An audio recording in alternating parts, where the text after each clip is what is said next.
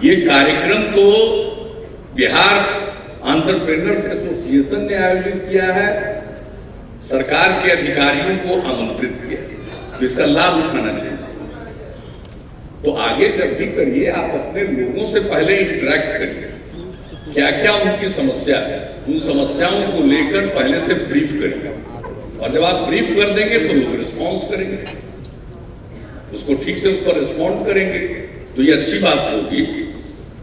तो इसके सिलसिले में जो भी स्टार्टअप पॉलिसी है, और बगैर युवाओं के देश का कोई भला नहीं होने वाला।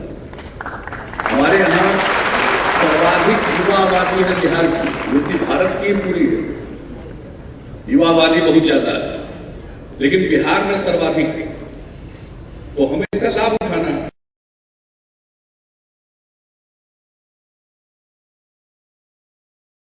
उनके अंदर जो एंटरप्रेन्योरशिप है उसको बढ़ावा दें, उसको समझें, तो एक से एक लोगों के पास आइडिया होगा और बहुत सारा काम हो सकता है। आज जिस प्रकार से काम हो रहा है, अब आप बताइए इन दिनों, अब नए दौर में जब टेक्नोलॉजी का नया युग आ गया, अब जैसे बताइए हमारे यहाँ हम लोग रात दिन मेहनत करते रहते हैं, लेकिन किसी आदमी के बारे में हम जानते हैं कि ठीक करेगा कि गड़बड़ करेगा, पता है सामने वाले के बारे में, उसके इस पर लिखा हुआ है क्या, नहीं पता है कहां कौन गड़बड़ करते हैं। तो अब कभी परीक्षा में गड़बड़ी हो जाती है, कभी इवैल्यूएशन में गड़बड़ी हो जाती है, जांच करते हैं लोग, पकड़ाते हैं, बहुत तरह की बात होती है। लेकिन अब हम लोगों के दिमाग में ऐसी बात आ रही है कि भाई इसकी क्या जरूरत है, क्या जरूरत है क्वेश्चन से, क्या जरूरत है इन सब चीजों की। सब चीज का कुछ ऑनलाइन ऐसा प्रबंध हो टेक्नोलॉजी के जरिए कि हमको जिस तरह का चाहिए उसका इवैल्यूएशन पूरे ट्रांसपेरेंट तरीके से हो जाए।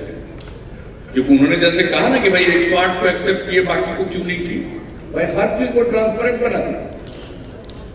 क्या आपका मापदंड है, किस क्राइटेरिया पर आपने सेलेक्ट किया, सामने रखिए, उसी तरह से कोई परीक्षा देगा तो उसको मालूम रहेगा उसने क्या उत्तर दिया, उसका आंसर शीट भी रहेगा सामने, वो देख ले, इवैल्यूएशन कैसे हुआ वो देख ले, हर चीज को ऑनलाइन देख लेगा, तो पूरी की पूरी ट्रांसपेरेंसी आनी है हर क्षेत्र में आनी। और मुझको अच्छा लगा कि अभी आपने जो एग्जीबिशन किया है उसको बहुत अच्छा है। अब इन दिनों टीचर्स की कमी, टीचर्स की संख्या कम है, और खास विषयों में तो शिक्षक कम मिलते हैं, फिजिक्स हो, मैथमेटिक्स हो, इंग्लिश हो, कई ऐसे विषय हैं जिसमें शिक्षक कम मिलते हैं। आप हमें हर क्षेत्र में पढ़ाना है, इंजीनियरिंग कॉलेज ज्यादा से ज्यादा बनाना, लोगों का सही ढंग से इलाज हो सके, हेल्थ केयर हो सके, इसके लिए डॉक्टर्स की भी बहुत जरूरत है। तो मेडिकल कॉलेज हम लोग खोलना चाहते हैं, इंजीनियरिंग कॉलेज खोलते हैं, तो देखते हैं कि फैकल्टी के मेंबर्स कम मिलते हैं। अब जो लोग सेवानिवृत्त हो गए हैं उनको लेना पड़ता है, अब उनकी भी एक सीमा है। तो इस तरह से अनेक कठिनाई हम लोग देख रहे हैं। उसका एकमात्र उपाय है कि भाई एक टीचर एक साथ सैकड़ों स्कूलों में पढ़ाते, तो इससे तो कोई दूसरा, इसके सिवा कोई दूसरा उपाय नहीं। तो आपको टेक्नोलॉजी का इस्तेमाल, अब इसी में हमारे जो यंग एंटरप्रेन्योर्स हैं, मुझे अच्छा लगा कि एक ने दिखाया अपना कर रहे हैं, मैंने कहा बहुत अच्छा काम कर रहे हैं, इसकी तो जरूरत है और बिहार में तो सबसे ज्यादा जरूरत है। तो अनेक ऐसे काम, और सबसे बड़ी बात है कि आप जो यंग एंटरप्रेन्योर्स हैं, ये खुशी की बात है, आप कहीं रोजगार नहीं तलाश रहे, आप ऐसा काम कर रहे हैं कि दूसरों को आप रोजगार उपलब्ध कराएंगे।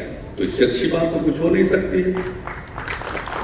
कोई नौकरी की तलाश करता है और यह ऐसा काम है जिसमें दूसरों को आप नौकरी दे दीजिएगा, तो एम्प्लॉयमेंट जनरेशन भी। तो हर प्रकार से जो एंटरप्रेन्योरशिप है और इसके अंदर जो क्षमता है, यह तो कोई जानता नहीं,